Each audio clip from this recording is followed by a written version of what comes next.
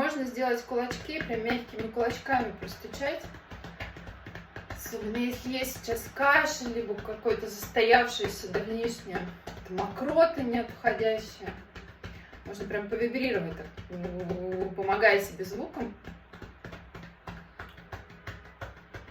И поймайте зоны, в каких-то зонах, возможно, когда будете простукивать, почувствуете, что захочется кашлять.